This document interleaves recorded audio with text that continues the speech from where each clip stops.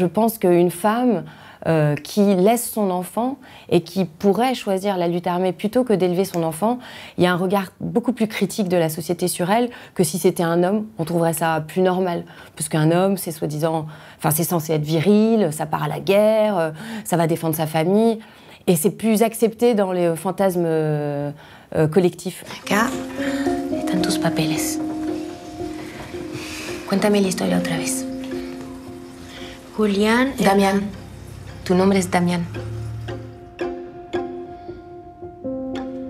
Mon personnage dans Mexico 86 est une femme qui a vécu une grande tragédie. Elle est guatémaltèque et elle vit sous la dictature. Et elle voit au tout début du film son mari se faire assassiner sous ses yeux. Ils viennent d'avoir un enfant. Et elle est obligée de partir du Guatemala, d'abandonner son enfant, enfin entre guillemets puisqu'elle le laisse à sa maman, et de partir se réfugier au Mexique. C'est une révolutionnaire, c'est quelqu'un qui s'est beaucoup impliqué contre les militaires qui sont au pouvoir, qui croit en une certaine forme de liberté, qui croit en la démocratie, qui croit en l'égalité, et qui se bat pour un monde meilleur, quoi. Et c'est une femme très engagée.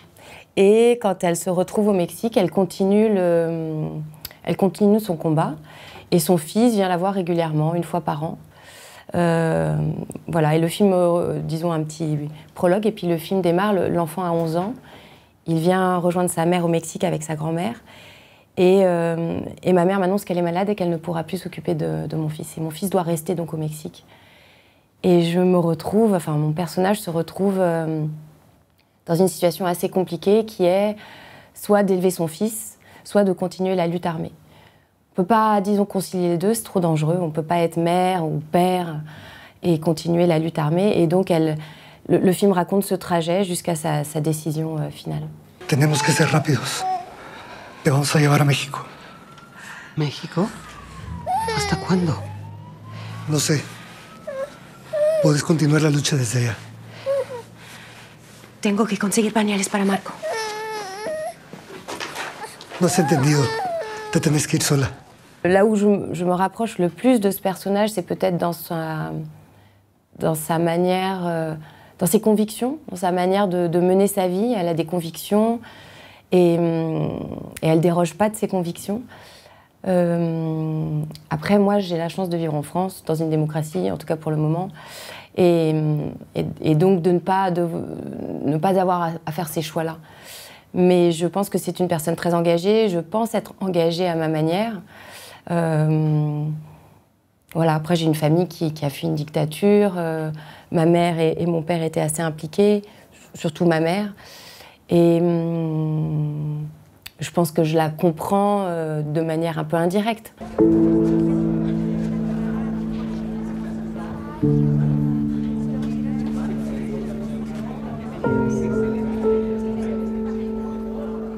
Il y a une caisse de résonance avec mon histoire familiale. Je pense que c'est pour ça aussi que j'ai accepté ce rôle. Quand j'ai rencontré César Diaz, on a déjeuné ensemble et on a passé un petit moment ensemble. Il m'a parlé du Guatemala, lui il est guatémaltèque. Et lui il est allé vivre à Bruxelles. Et on avait plein de points en commun. C'est-à-dire qu'il y a des secrets de famille dans le sens où nos parents ne nous racontent pas leur passé, enfin pas entièrement disons. Il y a beaucoup de secrets, il y a beaucoup de non-dits. Et puis les enfants, on a besoin de savoir, on questionne et puis on n'a pas de réponse. En tout cas, dans nos deux familles respectives. Et ça, c'est vrai que ça nous a donné des points communs, des questionnements. César a commencé le film, commencé à écrire le film en se disant je ne comprends pas comment ma mère a pu me laisser à ma grand-mère et partir vivre au Mexique et ne pas m'élever mes 10 premières années. Pour lui, c'était impensable. Il avait des jeunes enfants, il se disait « mais moi j'ai des jeunes enfants, je ne pourrais pas faire ça ». Enfin, élever mes enfants, c'est la chose la plus belle et la plus importante de ma vie. Puis il a écrit le film, puis on l'a tourné, et c'est vrai qu'au fur et à mesure il s'est passé peut-être 2 ans avant qu'on fasse le film, en tout cas de toutes nos discussions, petit à petit, c'est comme si on comprenait. C'est-à-dire que Maria, ce qui était important, mon personnage s'appelle Maria, c'est qu'on ne la juge jamais. C'est vrai que je pense qu'une femme qui laisse son enfant et qui pourrait choisir la lutte armée plutôt que d'élever son enfant, il y a un regard beaucoup plus critique de la société sur elle que si c'était un homme, on trouverait ça plus normal. Parce qu'un homme, c'est soi-disant, enfin c'est censé être viril, ça part à la guerre, ça va défendre sa famille, et c'est plus accepté dans les fantasmes collectifs. Alors qu'une femme qui le fait, tout de suite, elle abandonne ses enfants. Comment elle peut faire ça? Et c'est vrai que le film, moi, ce qui me plaît dans ce film-là, c'est qu'on replace la femme en tant qu'homme. Homme, enfin, on n'a pas de mots différents, et un homme a le droit, un homme, donc un homme ou une femme, a le droit de ressentir le besoin de s'engager, et que tout d'un coup, elle a quelque chose qui est plus fort qu'elle, qui fait qu'il la dépasse et elle s'engage au-delà d'être mère, femme. Et donc ça donne la possibilité aux femmes d'avoir une histoire possible, de se dire bah, je peux m'engager sans être, pardon, mais une connasse, quoi.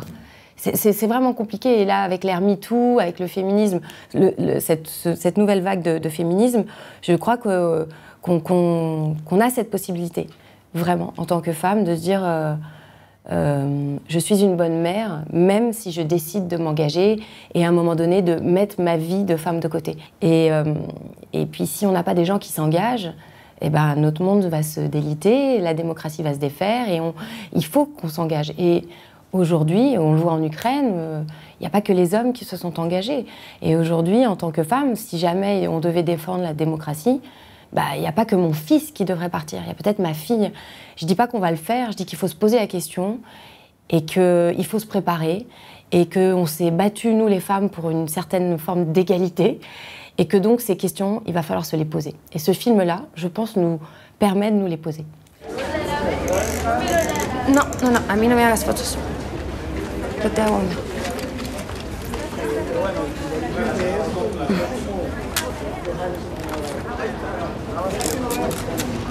Igualmente quiero una foto tuya. Todos mis amigos tienen fotos de sus mamás. Sí. Comme je joue un personnage qui est tout le temps en fuite, qui a une double vie, j'ai beaucoup de costumes et j'ai beaucoup de perruques et j'ai beaucoup de personnages. Donc pour un comédien, c'est vraiment intéressant. J'ai surtout deux personnages importants dans le film. J'ai mon personnage de mère et j'ai ma double vie en tant que femme professionnelle. Et donc là, j'ai une perruque et j'ai un autre look. Et c'est vraiment un personnage que j'ai créé comme si c'était le personnage principal du film. Pour moi, j'ai deux personnages principaux. Puis j'ai des personnages secondaires qui sont des personnages où elle se cache, où elle se met vite fait une perruque.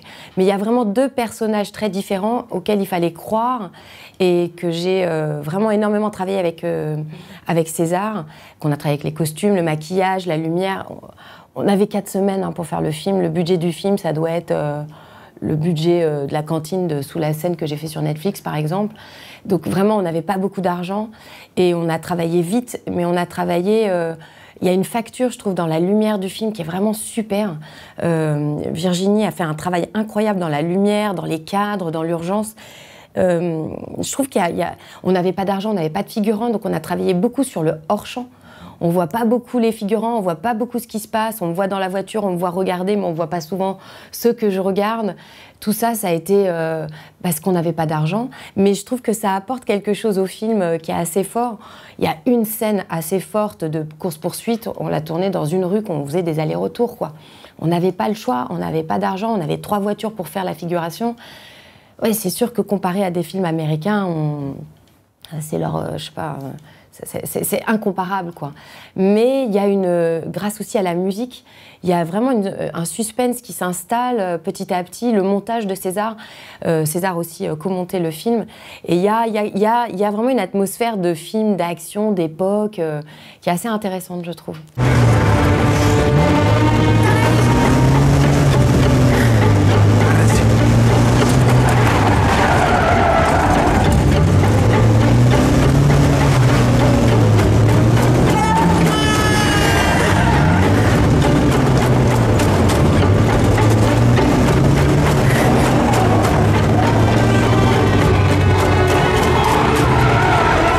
Le film que vous allez voir, il est pas très loin du scénario, mais il y avait un peu plus peut-être de son mec, un peu plus de sa mère. Et finalement, au montage, César a vraiment recentré l'histoire. Elle était déjà centrée entre la mère et le fils, mais elle est maintenant...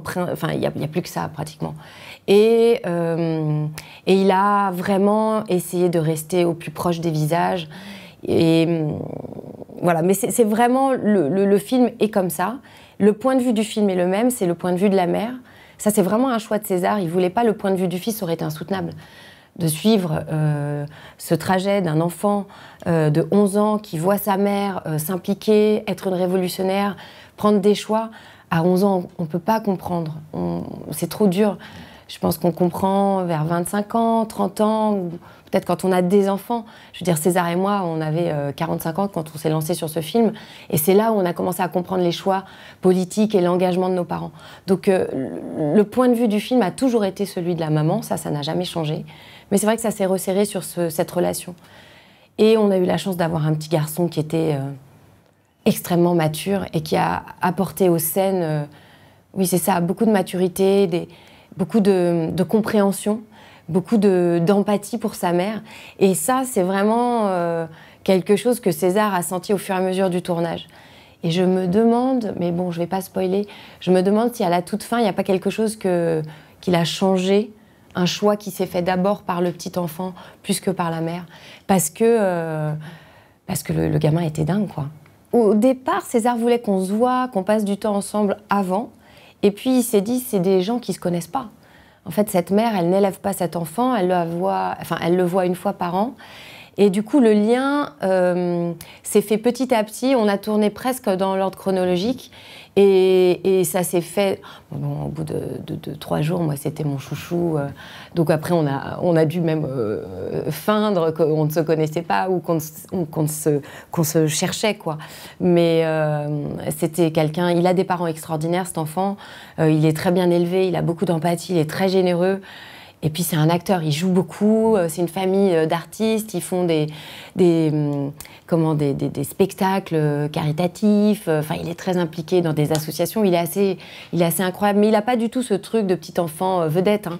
C'est un enfant très ancré, mais très mignon, très facile, et puis donc bon, ça a été vraiment, avec lui, ça a été très très simple, quoi.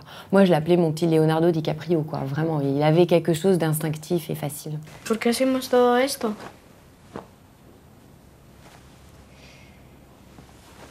Porque defendemos una causa justa. Queremos un mundo más justo, en el que todos seamos iguales. Y la policía no quiere eso. Nosotros somos los Jedi, protegemos el lado luminoso. ¿Puedo ser Luke Skywalker? Puede ser quien quieras. Moi, mes personnages, c'est comme un vêtement, quoi. Une fois que je l'ai enlevé, j'en ai mis un autre, quoi. Donc c'est vraiment, pour moi, c'est beaucoup de jeu. Et même quand c'est difficile, ça passe par le jeu, par le plaisir. Et par le plaisir de faire une performance, de réussir une scène. Mais même quand j'ai une scène où je suis en larmes, il y a une très belle scène dans une cabine téléphonique où je parle avec ma mère. Et je me souviens, on a dû faire 7 ou 8 prises. Et à chaque prise, César me demandait de pleurer à un endroit différent, à un mot différent. Et donc le challenge, c'était de tenir mon émotion, de la lâcher au bon moment. Donc en fait, vraiment, moi, en tant que comédienne, je suis vraiment dans une recherche de performance. Et quand j'y arrive, je suis trop contente. Donc quand la scène, elle est finie, je suis trop contente que j'ai été triste, en colère. Tout de suite, je regarde le réel, je fais « Ah, c'était comment ? Ah, c'était trop bien !» Et les gens ils me disent « Mais ça va, t'es pas trop triste ?» Mais en réalité, c'est le personnage qui est triste. Et j'ai vraiment connecté avec le personnage, même si j'ai connecté avec des choses personnelles. Généralement, ces choses personnelles, après, je les gère chez moi toute seule. Enfin, je suis pas en thérapie, quoi. En revanche, ce film, il m'a quand même... je l'ai quand même gardé parce que pour moi, c'était compliqué de le montrer à mes parents. Donc, je me suis quand même chopé un torticolis la semaine d'avant. J'ai compris plus tard que c'était ça. Ma mère s'est chopé un torticolis alors qu'elle n'avait pas vu le film. Et bon, ma mère, ça a été un énorme bouleversement. Et c'est vrai qu'à travers ce film, on a pu parler de certaines choses. J'ai appris certaines choses que je ne connaissais pas. Et ça a amorcé des petits dialogues, quoi, même si elle va pas changer du tout au tout, ma mère. Mais ça m'a permis de comprendre des choses. Donc c'est un personnage, c'est pas tant un personnage qui est resté, mais c'est un film que j'ai fait en me disant peut-être que ça va créer des ouvertures. Ça en a créé. Ça m'a beaucoup apaisée aussi parce que travailler des personnages qui sont proches de vos parents ou de problématiques personnelles, ça permet finalement de faire un pas de côté et de se dire « Ah, mais peut-être que je vais la laisser tranquille, ma mère. Peut-être que finalement, j'ai ressenti tellement de douleur et de souffrance en jouant ce personnage que je vais peut-être pas aller ouvrir des portes qu'elle a plus envie d'ouvrir. Il y a un moment donné, faut lâcher, quoi. » Donc peut-être que ça m'a permis de lâcher, oui.